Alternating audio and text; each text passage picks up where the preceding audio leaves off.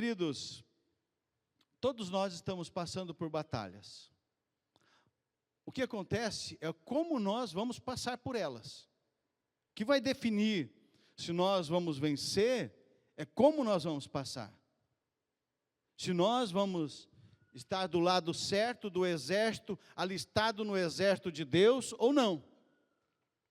E isso é importante para nós, para cada um de nós. E nós temos que definir isso logo. Nós precisamos definir isso logo.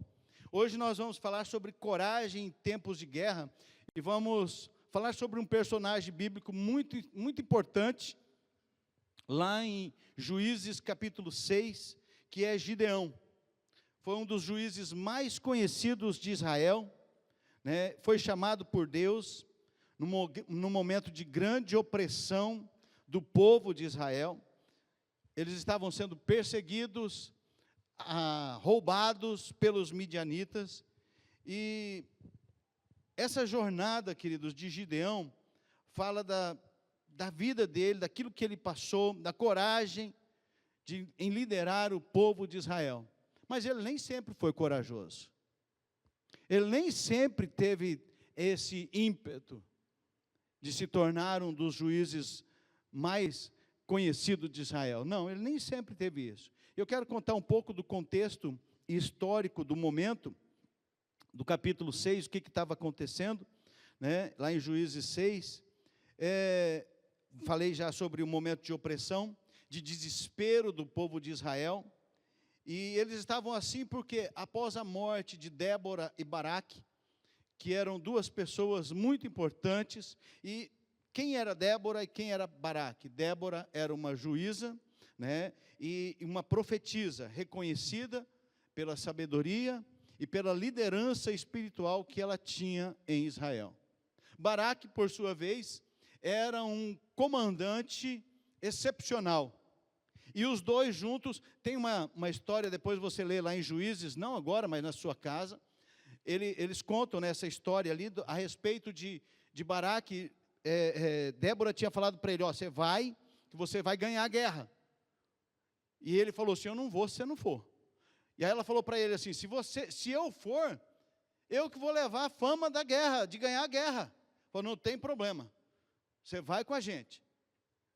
Então, Débora vai e ela leva realmente os louros da batalha, e eles ganham a batalha, né? O exército de Israel ganha essa batalha, ela fica com a fama, né, disso, né? E juntos eles lideram a libertação do povo de Israel contra os cananeus. Então, os israelitas, eles novamente, depois que Débora e Baraque morrem, novamente eles se afastam de Deus. Novamente eles se distanciam dos caminhos do Senhor. Resultado da desobediência. Resultado disso, o que aconteceu? Eles começam a ser oprimidos pelos midianitas. Trazendo para nós, queridos, quando nós desobedecemos a palavra de Deus, nós começamos a nos afastar e a sofrer os ataques do inimigo. Então, quanto mais perto de Deus você estiver, mais fortalecido você estará. Quanto mais distante de Deus, mais vulnerável você estará. E a gente percebe quando nós estamos, você pode perceber quando você está vulnerável, quando você começa a ver defeito em todo mundo. Quando você começa a ver defeito na igreja, de tudo que é lado. Tem defeito, gente, aqui tem muito defeito, o maior defeito está aqui na frente falando com vocês, mas, queridos, tem problema, a gente tem problema, tem coisas que você vai falar assim, puxa, mas isso? Tem. Mas quando a gente começa a olhar para essas coisas, é porque nós desviamos o nosso olhar de Jesus. E começa a enfraquecer a nossa alma, e a gente começa a reclamar. A gente começa a falar mal, e a gente começa a entrar na onda do capeta. E aí ele se aproveita desse momento. Então, o povo de Israel estava desse jeito. E os amalequitas, e o povo do Oriente, os midianitas, estavam ali oprimindo esse povo, né? E aí, o que acontece? Tem esse povo, esses três povos aqui, os amalequitas, os midianitas e os povos do Oriente, eles tinham um exército poderosíssimo e grandioso. não era um exército qualquer. Então isso eles começaram a roubar as colheitas, roubar o gado, roubar as ovelhas e destruir, deixando o povo numa grande miséria. Então, durante 7 anos, a Bíblia diz ali em Juízes capítulo 6, durante 7 anos, os midianitas dominaram, e sempre depois da colheita, eles iam lá, invadiam e tomavam toda a colheita. E aí o que o povo de Israel faz? Eles clamam ao Senhor, eles buscam ao Senhor e procuram essa ajuda. O sofrimento do povo, queridos, é o reflexo da desobediência a Deus. Deus já havia advertido a eles, Deus já tinha falado para eles das consequências de adorar outros deuses, da idolatria, e eles se afastaram da aliança com Deus. Deus avisa, Deus mostra, e foi o que Deus fez. Não é diferente conosco. Deus tem nos mostrado através da palavra de Deus, querido. Sempre tenho dito, não é através de profecias profetadas, não, é através da palavra de Deus. Então, você quer ouvir Deus, não vai lá na casa da Mariquinha, do Josézinho, não, vai para a palavra de Deus. Vai para a Bíblia Sagrada que você vai ouvir Deus profundamente. Não estou dizendo que Deus não possa usar pessoas para isso, tá?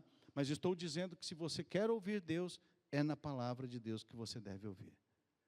Tá? É aqui que você vai ter as melhores falas de Deus para o seu coração. Tá, então eles se afastam, desobedecem, sofrem por causa disso, e aí nós vemos a pessoa de Gideão. Quem era Gideão? Nós vamos falar sobre ele, então precisamos entender, antes de ser chamado, quem era Gideão. Olha aí, para você ver. Gideão era um jovem agricultor, filho de Joás, da família de Abiezer. Era uma família muito pobre da tribo de Manassés, e Gideão era o filho mais novo. Gideão era quem? Um improvável. Você escolheria esse cara para liderar um povo? Eu não. E Deus escolhe. Deus chama esse cara. Ele era um improvável.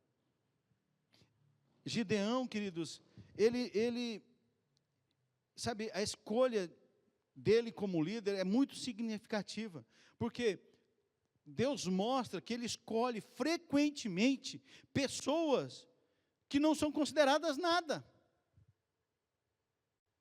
que não são fortes, que não são poderosas, que não são dotadas de saber, porque o poder é dele, o saber é dele, a autoridade é dele.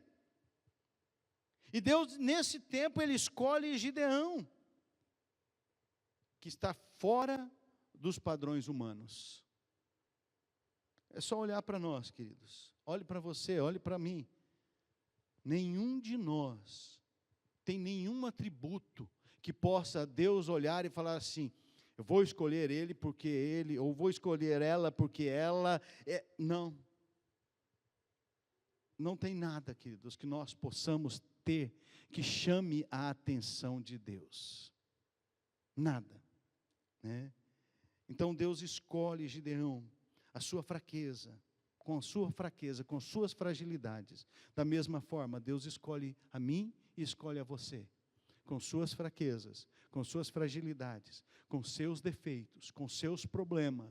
Cada um de nós, Deus nos escolhe assim. Primeira coisa que nós precisamos decidir é aceitar a escolha de Deus. Deus me escolheu e eu aceito isso, né? Agora, por que Deus escolhe Gideão, queridos?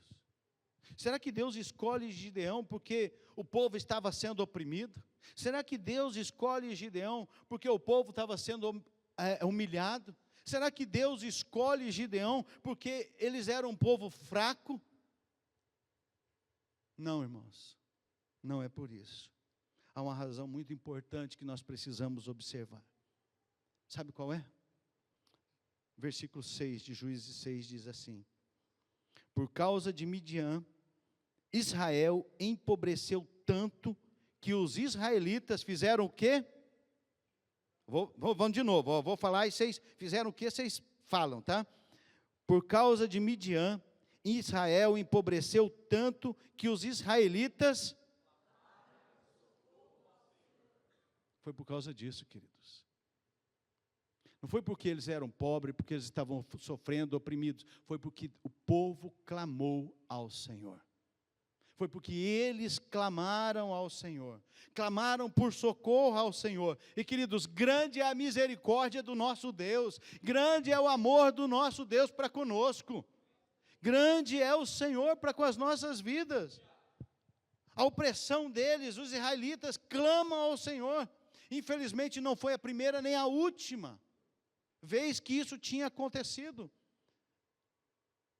Muitas vezes Israel fez mal aos olhos de Deus, adorando outros deuses, idolatrando, pegando os deuses dos países vizinhos, dos povos vizinhos e adorando. E Deus se afastava deles e o povo era oprimido. Agora, depois de tudo isso, eles começam a ser atacados e eles voltam a procurar o Deus verdadeiro. Juízes 6, 7, 8 diz: tendo os filhos de Israel clamado ao Senhor por causa dos midianitas, o Senhor lhes enviou um profeta que lhes disse: assim diz o Senhor, Deus de Israel, eu é que vos fiz subir do Egito e vos tirei da casa da servidão. Esse amor, queridos, perdoador de Deus, é sem limite. Sabe, a graça de Deus é sem limite, mas é necessário arrepender-se, crer e clamar. O povo de Israel clama ao Senhor, nós precisamos clamar ao Senhor, nós precisamos nos arrepender, nós precisamos crer, nós precisamos clamar. Foi o que aconteceu com quem, queridos? O filho pródigo, lá em Lucas 15. Ele se volta, ele fala: rapaz do céu, lá na casa do meu pai, o menor empregado, o empregado mais baixo, tem de tudo, eu aqui nem como, eu quero comer a comida dos porcos, e eles nem isso me dão. Está escrito lá na Bíblia, tá, gente? Está escrito assim, que ele desejava comer as alfarrobas, mas nem isso ele tinha. Então, queridos, o que nós precisamos fazer? Nós precisamos nos arrepender, crer e clamar ao Senhor. E o que nós estamos fazendo, queridos? Eu tenho me rebelado contra Deus, eu tenho desobedecido, eu tenho sido infiel a Deus. Nós precisamos fazer essas perguntas. O que eu tenho feito que tem desagradado a Deus? E tenho que estar pronto para ouvir Deus dizer: você tem feito isso, aquilo outro. Eu acho que é por isso que muita gente não lê a Bíblia, porque quando a gente lê a Bíblia, a gente é confrontado. Sabe, quando a gente medita na palavra de Deus, a gente é posto na parede pela palavra, por Deus. Deus fala assim: você está fazendo isso, você precisa voltar a mim.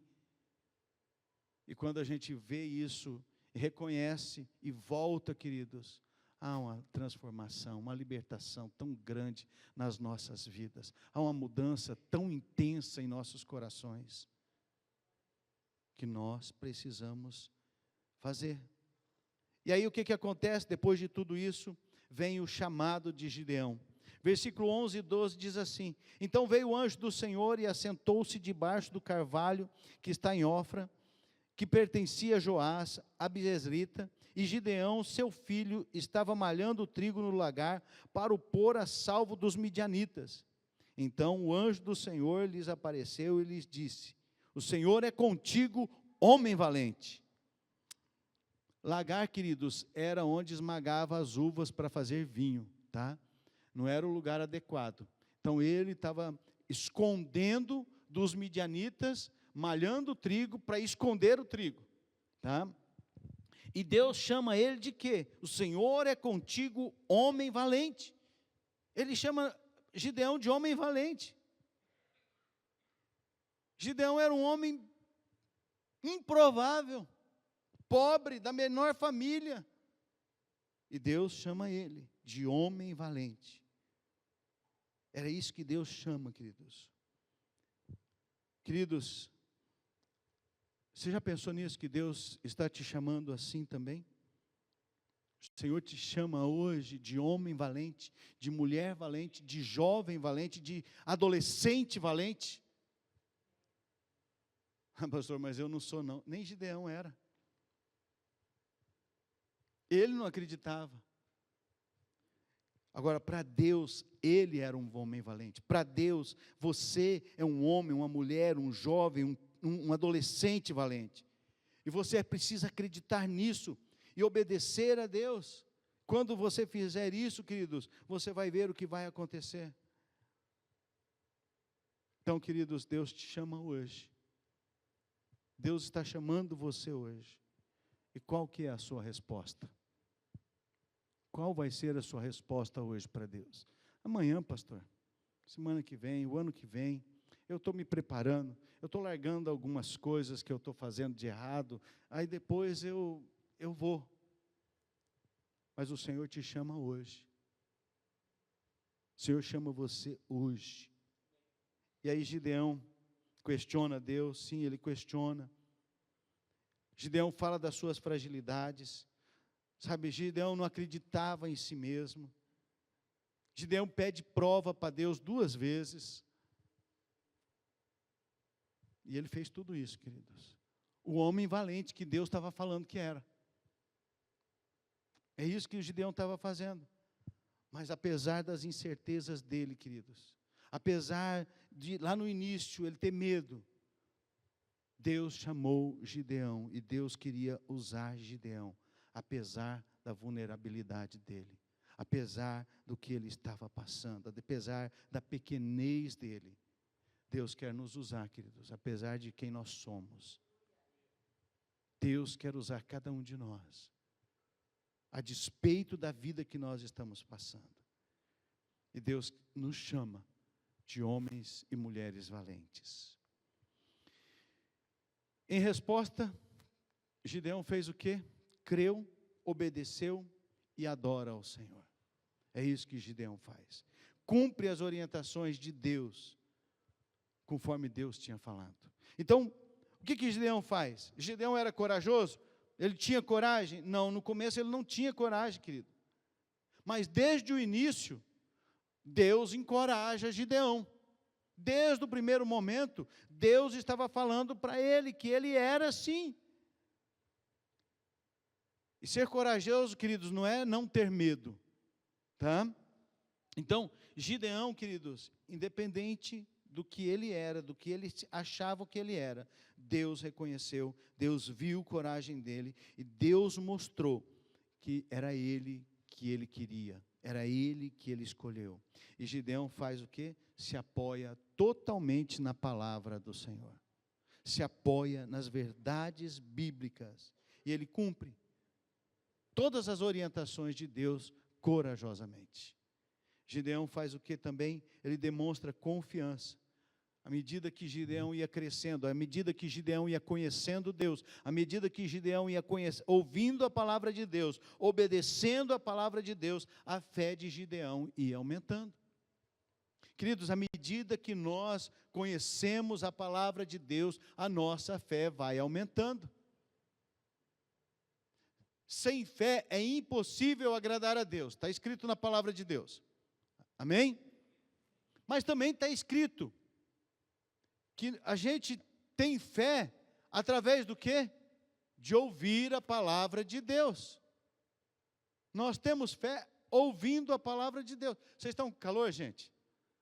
Estão com calor aí? Tem bastante gente com calor aí? Não? Então tem mais gente sem calor do que com calor, senão eu ia ligar o ar aí, tá? Para nós. Então vamos lá, gente. É só perguntando, mas ninguém, a maioria não respondeu, né? Então vamos continuar assim mesmo. O que acontece com Gideão? Gideão confiava em Deus no começo? Não, totalmente. Ele pede prova, pede para o anjo, fala, ó, fica aí que eu vou lá buscar um negócio lá para adorar, o sacrifício, ele vai, prepara, traz, o anjo manda ele pôr na pedra, tal, faz toda aquela coisa, adora ao Senhor, e agora ele começa a ir, depois o que ele faz? Fala, pede novamente prova da lã, molha por fora, molha por dentro, e aí então ele vai. E aí então, a partir daí ele tem confiança. Queridos, nós podemos confiar no Senhor nosso Deus. Nós devemos confiar no Senhor nosso Deus, a despeito de qualquer coisa, a despeito do que você ouça lá fora, a despeito do que você ouça na internet. Muita gente está usando agora, aproveitando, né, a guerra que está acontecendo lá entre Israel, né, e os povos vizinhos, aproveitando para malhar Deus, malhar Jesus, malhar os cristãos. Mas nós não podemos esquecer que o Salmo 122, a palavra de Deus diz que é para nós orarmos por Jerusalém, para que haja paz naquela cidade. E aqueles que os fazem também terão paz. Mas e os outros povos? Nós também vamos orar. Porque, queridos, o povo daqueles países não tem culpa do regime dos seus líderes. Nós temos que orar por todos eles. Clamar para que eles sejam libertos dessa opressão, libertos desse peso. Então, a despeito do que a gente ouça, nós vamos continuar confiando no Senhor nosso Deus. E nós precisamos também obedecer. Gideão confia no Senhor, e para vencer aquela batalha gigante, ou aquele exército gigantesco, ele precisava obedecer ao Senhor, obedecer aquilo que Deus fez, que Deus falava, e ele aceitou, queridos, ele aceitou obedecer, ele aceitou reduzir o exército dele, ele aceitou, queridos, e aí o que ele faz? Ele reduz o exército dele para 300 pessoas, e o que ele faz também? Ele adora ao Senhor. Mesmo o pai de Gideão sendo um idólatra, porque ele tinha um altar a Baal, Gideão, desde cedo, ele não confiava naquilo, e ele lutava contra aquilo. E o que Gideão faz? Gideão obedece a Deus, vai lá, só que ele usou de uma estratégia, né? Não foi de dia, porque estava todo mundo acordado, né? Foi de noite, derrubou, rebentou Baal, quebrou o altar e ofereceu um holocausto de adoração a Deus. E esse altar que ele levanta ao Senhor nosso Deus, ele dá o nome, o Senhor é paz. Noutra ocasião, lá no capítulo 7, ele adora ao Senhor novamente, com mais pessoas. Então, queridos, nós vemos que Gideão, queridos, era um improvável, mas mesmo não acreditando, ele se torna corajoso, ele confia, ele obedece e ele adora ao Senhor. E por causa de tudo isso, sabe o que acontece? O poder de Deus vem sobre a vida de Gideão. Olha só o versículo 34 e 35. Então o Espírito do Senhor revestiu a Gideão, o qual tocou a rebate, e os abiezritas se ajuntaram após dele. Enviou mensageiros por toda a tribo de Manassés, que também foi convocada para o seguir. Enviou ainda mensageiros a Azer e a Zebulon e a Naftali, e saíram para encontrar-se com ele. Não tem nada a ver com Gideão, queridos. Tem nada a ver com Gideão. Tem a ver com o poder de Deus. Queridos, não tem nada a ver com a gente. Tem a ver com o poder de Deus. Não somos nós que vamos vencer Satanás, não somos nós que vamos derrotar Satanás, é o poder de Deus, mas em nós. Lembra que no nosso curso de discipulado, nós aprendemos isso, que no Antigo Testamento o Espírito Santo, ele estava em pessoas específicas para situações específicas, e essa era uma delas. O Espírito de Deus revestiu Gideão de poder, e ele conclama todo o povo de Israel. Gente, você iria atrás de um cara desse? Um improvável, pobre, a menor tribo, a menor família. E o povo segue Gideão. Por quê? Porque não tinha a ver com ele, tinha a ver com Deus.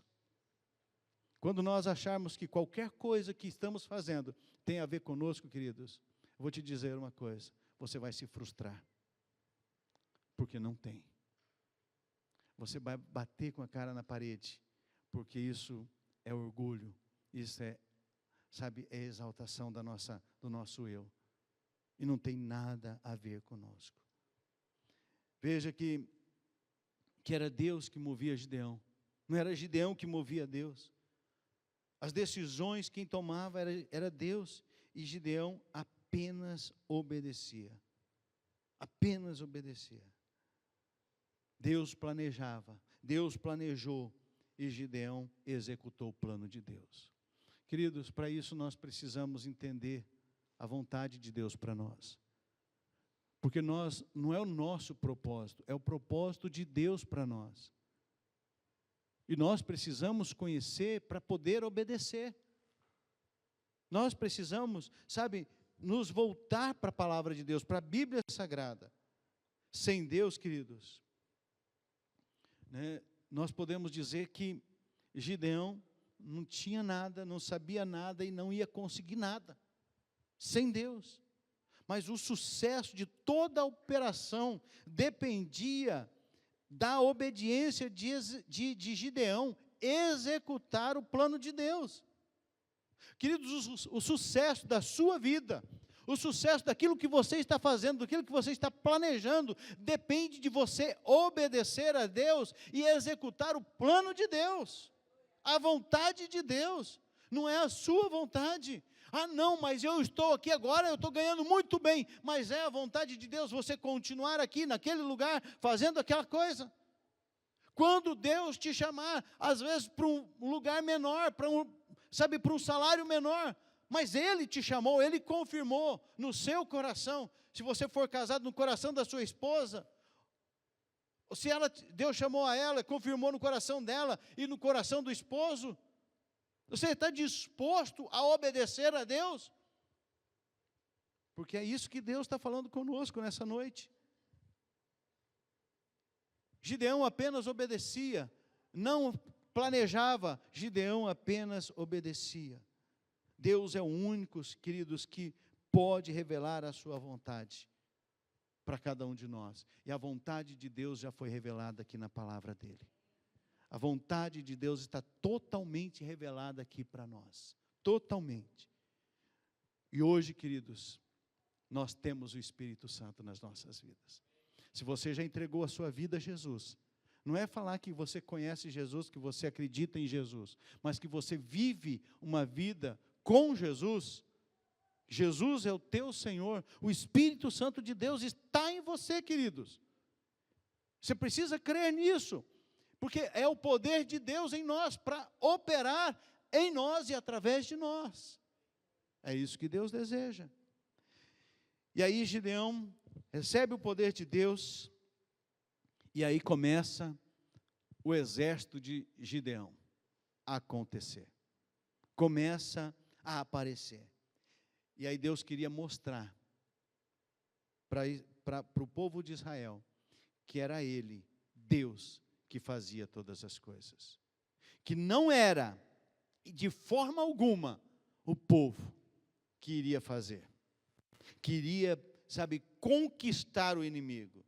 Então, ele manda o quê? Gideão reduzir o povo. Olha só o versículo 2. E o Senhor disse a Gideão: você tem gente demais para eu entregar Midian nas suas mãos, a fim de que Israel não se orgulhe contra mim, dizendo que a sua própria força o libertou. O nosso problema é o orgulho, queridos. Quando a gente faz alguma coisa, a gente acha que é a gente que faz, a gente que é poderoso, a gente que sabe fazer, a gente que tem inteligência, a gente que sabe fazer a estratégia perfeita, a gente que sabe os cálculos corretos. E muitas vezes nós não damos glória para Deus e achamos que somos nós que fazemos. E não é nós, não somos nós. E aí, Gideão, Deus fala para ele assim, fala, Gideão, não vou ler todo o texto, mas ele fala para Gideão, Gideão, pode falar para os medrosos que estão tremendo de medo, que eles podem ir embora para casa. Sabe qual que era o tamanho do exército de Gideão? 32 mil soldados. Sabe quantos vão embora? 22 mil. Gideão fica com 10 mil. Deus olha para Gideão e fala assim, não, tem muita gente aí ainda, Gideão. Vamos diminuir um pouco. Leva eles para tomar água.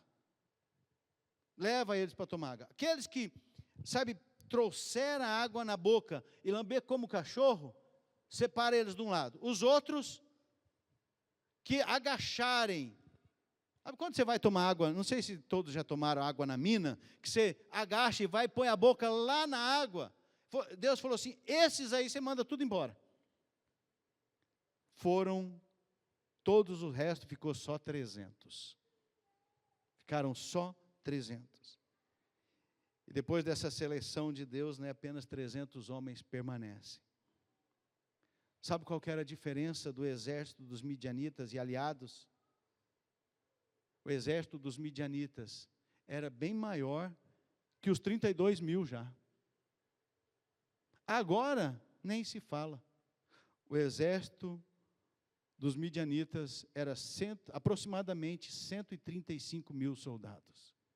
E agora, com 300 homens, o exército de Israel era 450 vezes menor do que o exército dos midianitas. Esse é o nosso Deus, queridos. Ele faz essas coisas, essas loucuras. E nós temos que obedecer aquilo que Deus faz. Mas está aqui, tá, queridos? O que Deus manda a gente fazer está aqui. Não vai sair fazendo loucura aí, achando que é Deus falando com você, se não tiver base bíblica, se não tiver fundamento na palavra de Deus. Tá? Então, porque tem muita gente fazendo isso, né? E aí dá com os burros na água, né? Então, vamos cuidar. Então Deus fala para Gideão, Gideão confia e segue as instruções. Versículo 7 do capítulo 7, o Senhor disse a Gideão, com os 300 homens que lamberam a água, livrarei vocês e entregarei os midianitas nas suas mãos. Mande para casa todos os outros homens. Deve ser assim comigo e com você, queridos. Obediência. Deve ser assim conosco. Confiar nas instruções de Deus. Confiar no que Deus está falando. E novamente, Gideão adora ao Senhor. Gideão ainda tinha medo, queridos. Gideão não era um homem 100% corajoso. Não era por menos, né? Agora, com 300 homens, e agora você imagina aquela multidão de soldados lá. E a palavra de Deus diz que eles estavam no vale, né? Então eles estavam mais em cima, eles viam o inimigo. Quem não ficaria com medo, né? Então, Gideão continuava com medo. E Deus diz para ele ir lá, junto com o moço que andava com ele por lá, vai lá no arraial e escuta o que eles estão dizendo. Olha só o que eles ouviram, olha só o que Gideão ouviu. Ouviu, um tinha sonhado alguma coisa e falou para o amigo dele. E aí o amigo dele respondeu assim, seu amigo respondeu, não pode ser outra coisa senão a espada de Gideão, filho de Joás, o israelita. Deus entregou os midianitas e todos os acampamentos nas mãos deles. Após ouvir isso, Gideão tomou gás, e aí ele falou, é agora vamos lá, gente. Ele voltou para o exército dele, e ele falou assim, agora levanta, o Senhor deu os acampamentos dos midianitas para nós vamos para lá, mas nós não vamos de qualquer jeito. Gideão tinha perdido ali, vamos falar assim, perdendo, né? Em torno de 99% do seu exército, e agora ele vai. A nossa fé cresce, queridos, quando tem desafio e exercício da fé. A fé vem pelo ouvir e o ouvir da palavra. Você tem que exercitar, você tem que colocar em prática, você tem que pôr o pé nas águas, sabe? Você tem que dar o primeiro passo, você tem que acreditar que Deus é contigo, você tem que saber que Deus não desistiu de você. Você tem que entender que Deus continua sendo amoroso, generoso, bondoso, gracioso e misericordioso. Deus não mudou de forma alguma. E aí, a estratégia de Gideão. Trombeta, vaso, né, tocha e grito. Isso é uma loucura, gente. Você imaginou? Isso é uma loucura. Se eu fizesse parte do exército de Gideão, eu falaria, Gideão, você pirou, você não está bem da cabeça, não. Né? Mas eles obedecem, queridos. Olha só, versículo 16. Então repartiu os 300 homens em 3 companhias e deu-lhes a cada um nas suas mãos trombetas e cântaros vazios com tochas neles. Falou, vocês deixam a espada. A espada ficou lá, gente. Agora vocês vão com um vaso de barro, com uma tocha e com a trombeta. E foi assim que eles foram. E foi assim que eles caminharam. Cada um foi para um lado. E Gideão fala para ele, vocês olhem para mim. O que eu fizer, vocês façam. A mesma coisa que eu fizer. E todos fizeram, queridos. Todos acompanharam. Quando eles ouviram o vaso quebrado de Gideão, as tochas sendo levantadas, os israelitas gritando. Sabe o que aconteceu com o povo midianita e os que estavam junto com eles? Ficaram apavorados. Começaram a gritar, se desesperar, começaram a trombar um no outro, matar um ao outro. E aqueles que não morreram, fugiram. E sabe o que aconteceu com aqueles que fugiram? Os israelitas foram atrás deles. Gideão chamou, chama os outros agora, que foram embora, agora volta, vamos atrás deles. E destruiu todo o exército do inimigo. Todo o exército do inimigo. Então, queridos, quando nós obedecemos, Deus age através de nós e por nós. Eu quero concluir dizendo que você é um instrumento de Deus. Você é um instrumento nas mãos de Deus. Amém? Fala assim comigo. Eu sou um instrumento nas mãos de Deus. Agora acreditando mesmo. Vamos lá. Agora acreditando. Você fala assim. Eu sou um instrumento nas mãos de Deus. Você é um improvável, queridos. Mas nas mãos de Deus, você é uma arma poderosa. Nada pode derrubar. E aí nós aprendemos que todo servo útil, sabe, na conquista do mundo para Cristo, é um vaso de barro. Todo servo que é útil é um vaso de barro. 2 Coríntios 4:7 diz, temos, porém, tesouros em vasos de barro, para que a excelência do poder seja de Deus e não de nós. O vaso é fraco, queridos. Ele não tem valor em si mesmo. Agora, ele é só útil porque ele comporta a Cristo, a luz do mundo. João 8:12 diz, de novo lhes falava Jesus dizendo, eu sou a luz do mundo, quem me segue não andará nas trevas, pelo contrário, terá a luz da vida. O mundo está em trevas, queridos. O mundo está na escuridão. Nós temos a luz em nós, por isso temos que levar a luz para os corações que estão em trevas. Por isso nós não podemos, guardar a luz para nós. Nós não podemos deixar esse vaso intacto. A luz é de Cristo Jesus. Ela precisa resplandecer. E ela só resplandece, queridos, quando o vaso é quebrado. Enquanto os israelitas estavam com o vaso, e já era um milagre, né? A tocha está escondida dentro do vaso, mesmo sem oxigênio, né? Lá dentro, mas a luz só apareceu quando eles quebraram o vaso. A luz de Cristo só aparece em nós quando nós somos quebrados, quando nós permitimos que Deus nos quebre, quando nós falamos para Deus, Deus, nem que doa, nem que machuque, mas pode quebrar. Eu falo para vocês sempre isso, é a minha oração diária, quebra o meu coração, porque o meu coração é duro, queridos, meu coração é mau, se não for a graça, o amor, a misericórdia de Jesus, eu preciso que Ele quebre meu coração, e a luz de Cristo, queridos, ela precisa resplandecer, e nós precisamos ser quebrados. 2 Coríntios diz assim, por isso, não desanimamos, pelo contrário, mesmo que o nosso homem exterior se corrompa, contudo, o nosso homem interior se renova de dia em dia, porque a nossa leve e momentânea tribulação produz para nós eterno peso de glória, acima de toda comparação, não atentando nós nas coisas que se veem, mas nas que se não veem, porque as que se veem são temporais, e as que se não veem são eternas. E por isso, queridos, olha só, vasos úteis, né, nas mãos do Senhor, somos nós. A luz de Cristo está em nós, mas precisa ser quebrada para que o mundo veja.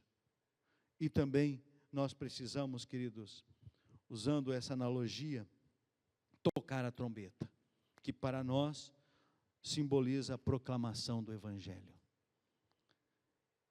Tito 1,3 diz assim, Paulo dizendo a Tito: e em tempos devidos manifestou a sua palavra mediante a pregação que me foi confiada por mandado de Deus, nosso Salvador. A palavra de Deus foi confiada a mim e a você, queridos. Cabe a nós tocar a trombeta, cabe a nós evangelizar, cabe a cada um de nós levar a mensagem de salvação, cabe a cada um de nós falar que Jesus Cristo tem transformado a nossa vida, tem restaurado o nosso coração. Cabe a cada um de nós. Então, que nós possamos fazer isso, nós possamos caminhar em obediência, porque aí sim nós teremos a vitória, porque o Senhor concede a vitória, e Ele já nos deu a vitória, lá na cruz do Calvário, quando Ele morreu e Ele ressuscitou, e nos dando assim a vitória contra o pecado e contra a morte. Então sejamos corajosos, queridos, em tempos de guerra. Não precisa temer. Se você estiver firmado em Jesus, você não precisa temer, porque Ele já te deu a vitória. Não precisa ficar tremendo, Ele já te deu a vitória. Tal como Gideão, queridos, Deus está disposto a te ajudar, mesmo em momentos difíceis, mesmo em momentos que você fala, eu não sei mais o que fazer, Deus está pronto a te ajudar. Obedeça a Deus, obedeça à vontade dEle, faça a vontade dEle. E se você no seu caminho precisar de ajuda, clame ao Senhor, porque Ele vai te ajudar. Se você precisar de ajuda, busque ao Senhor, porque Ele vai se levantar e te ajudar e te colocar de pé. Porque a palavra de Deus diz que Deus não nos dá um espírito de medo, de covardia, mas de poder, de amor e de moderação. É esse poder que Deus nos dá, querido. Sabe, de nós permanecermos firmes. Então, ser corajoso, queridos, lembra disso, não é falta de medo. Ser corajoso é, apesar do medo, enfrentar as situações difíceis. E foi isso que aconteceu com Gideão. E é isso que acontece conosco todos os dias. E pode estar acontecendo e vai acontecer ainda. Apesar do medo, continue firme com o Senhor Jesus. Se você não está firme com Jesus, volte correndo para Jesus. Se você pensa que você precisa de Jesus, volte para Ele, correndo. Porque Ele é a única solução, queridos. Ele é o único caminho. Ele é a única verdade. Ele é a única vida. E para nós refletirmos e praticar, 3 perguntinhas. Como podemos aplicar, a primeira delas, como podemos aplicar a coragem de Gideão, que mesmo sendo um homem comum e com dúvidas, confiou em Deus e liderou o povo à vitória? Como que nós podemos aplicar isso, queridos, em nossas próprias batalhas diárias de fé e desafio pessoal? O que nós aprendemos com o Gideão? O que nós podemos aplicar na nossa jornada diária de fé, queridos? Nos nossos desafios pessoais, nas nossas batalhas. A segunda pergunta, queridos: de que maneira podemos fortalecer nossa confiança em Deus, mesmo quando nos sentimos fracos e incapazes, lembrando que a força vem do Senhor e que Ele nos chama para sermos instrumentos da sua vitória? Como que nós podemos nos fortalecer, querido? Como que nós podemos buscar quando nós somos fracos? Aonde você pode buscar força? Quando você se sente incapaz, aonde você pode buscar a capacitação? Que você reflita nisso durante essa semana. E por fim, como que nós podemos cultivar uma atitude de coragem, de obediência, mesmo diante de situações assustadoras ou de grandes oposições, sabendo que Deus é quem nos capacita e luta por nós, assim como fez com Gideão? Como que nós podemos cultivar essa atitude de coragem, queridos, e obediência, quando nós estamos desesperados e assustados? O que nós podemos fazer?